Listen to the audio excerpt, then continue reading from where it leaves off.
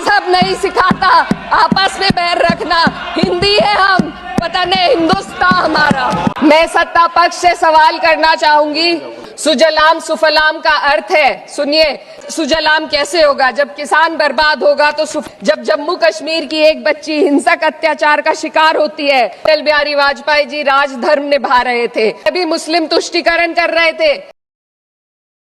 इकरा चौधरी। धन्यवाद अध्यक्ष महोदया।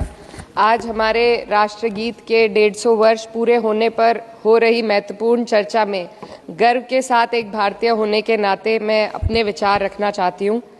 सदन में इतिहास को तोड़ मरोड़ कर पेश करके फिर से मुस्लिम तुष्टीकरण के नाम पर भारतीय मुसलमानों को कटघरे में खड़े करने की कोशिश की जा रही है, लेकिन मैं सदन में बताना चाहूँगी कि हम भारतीय मुसलमान जिन्ना के आह्वान को ठुकराकर अपने इस प्यारे वतन की मिट्टी के साथ मजबूती से जुड़े रहे। हमने महात्मा गांधी, बाबा साहब डॉक्टर भीमराव अंबेडकर, रविंद्रनाथ टैगोर जी, सुभाष चंद्र बोस जी, मौलाना अबुल कलाम आज़ाद, अशफाक उल्लाह खां साहब के विचारों को अपनाया। हम भारतीय मुसलमान इंडियंस बाय चॉइस हैं, बाय चांस नहीं।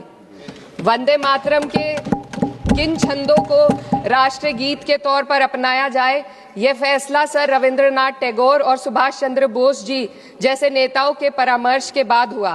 क्या अब हम उन महान नायकों की समझ पर प्रश्न चिन्ह उठाएंगे, उन्हें देश को बांटने वाला और तुष्टीकरण करने वाला कहने का पाप करेंगे? उन महान हस्तियों ने वंदे मातरम के उन छंदों को अपनाया जिन्होंने देश के हर वर्ग, हर धर्म के मानने वालों को एक सूत्र में पिरोने का काम किया। और मैं एक घटना आप लोगों के सामने रखना चाहती हूँ। वर्ष 1998 में उत्तर प्रदेश सरकार के मंत्री रविंदर शुक्ला जी ने स्कूलों में राष्ट्रगीत को गाना अनिवार्य कर दिया था, लेकिन तब के तत्कालीन प्रधानमंत्री अटल बिहारी वाजपेयी जी ने, जो उस समय लखनऊ के दौरे पर थे, उत्तर प्रदेश सरकार के इस फैसले पर नाराजगी जताई और यूपी सरकार ने राष्ट्रगीत को अनिवार्य करने वाले मंत्री को बर्खास्त कर दिया था। अब मैं सत्ता पक्ष से सवाल करना चाहूंगी,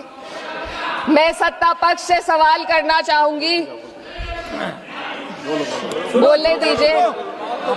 मैं सत्ता पक्ष से सवाल करना चाहूंगी कि जो विजन आजादी के समय के लोगों का था राष्ट्रगीत को स्वेच्छा पर छोड़ने का, उसी का अनुसरण माननीय अटल बिहारी वाजपेयी जी ने किया, तो क्या वे भी मुस्लिम तुष्टीकरण कर रहे थे? जी नहीं, अटल बिहारी वाजपेयी जी राजधर्म निभा रहे थे। देश में सब धर्मों को एक साथ लाना, सबके जज्बात का एहसास करना ही सबसे बड़ा राष्ट्रवाद है। माननीय अध्यक्ष महोदया, आज हमें वंदे मातरम के असली भाव को समझना जरूरी है। यह गीत तो देश के जल, जंगल, जमीन, हरियाली और निर्मल हवा की वंदना को समर्पित है। यह भारत की जन जन की मंगल कामना करता है कि भारत का हर नागरिक स्वस्थ रहे, सुरक्षित रहे और सम्मान के साथ जी सके। सुजलाम सुफलाम का अर्थ है, सुनिए, ऐसा देश जहां स्वच्छ और पर्याप्त जल हो, जहां नदियां जिंदा हो, बहती हो, जीवन देती हो। अध्यक्ष महोदय, लेकिन अब जरा यमुना का हाल देखिए।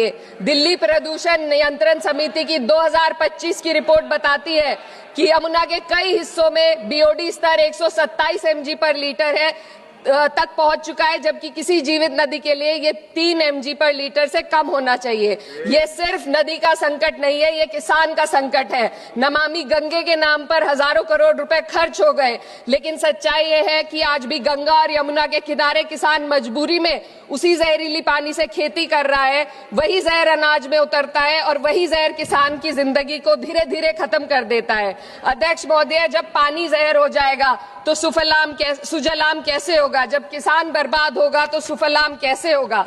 मलयज शीतलम, मलय का अर्थ है मलय पर्वत से बहने वाली ठंडी, सुगंधित, चंदन जैसी हवा जो जीवन देती है, बीमारी नहीं। आज मैं इस सदन से पूछना चाहती हूँ, क्या आज के भारत की हवा मलयज शीतलम है?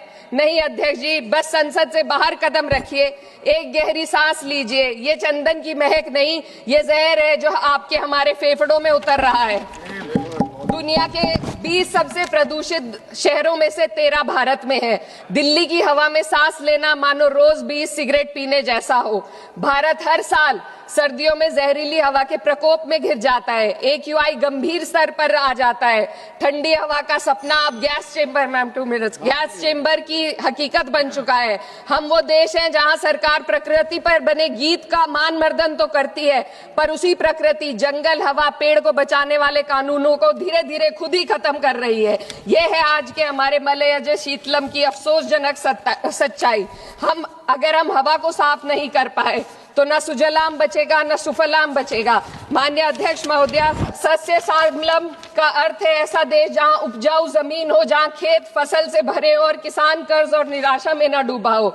आज किसान सिर्फ मौसम से नहीं लड़ रहा, वह प्रदूषण, नीतियों की बेरुखी और सिस्टम की नाइंसाफी से लड़ रहा है।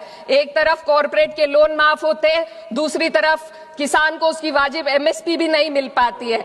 आप ग्लोबल सुपर पावर बनने की बात करते हैं, लेकिन हमारी पर कैपिटा इनकम दुनिया में 136वें नंबर पर है।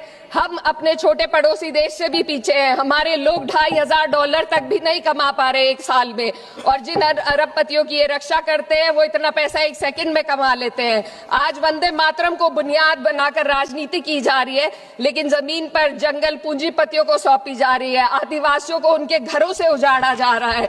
मातरम में जो मात्रा माता है वे सिर्फ मातृभूमि की वंदना नहीं, वे इस धरती की हर नारी, वे इस देश की हर बेटी, हर महिला के सम्मान की बात भी करता है। लेकिन आंकड़े अगर आप देखेंगे, NCRB की हाल की रिपोर्ट के अनुसार, मैम जसवंत के अनुसार देश में हर वर्ष लगभग 30,000 से अधिक बलात्कार हो रहे हैं, यानी एक दिन में 80 से अधिक महिलाएं यौन हिंसा का शिकार होती हैं। और ये सिर्फ दर्ज मामले हैं।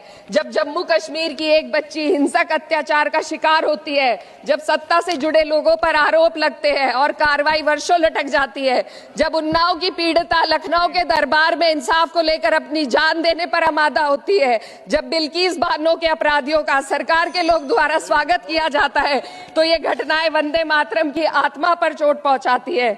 मैं अध्यक्ष महोदया बस यही कहना चाहती हूँ अपनी बात को अंत में रखते हुए कि वंदे मातरम सिर्फ अतीत की ललकार नहीं, ये वर्तमान की जिम्मेदारी है, ये आत्मा मंथन की घड़ी है। यही समय है कि हम वंदे मातरम को सिर्फ नारा नहीं, नीति और जिम्मेदारी बनाए।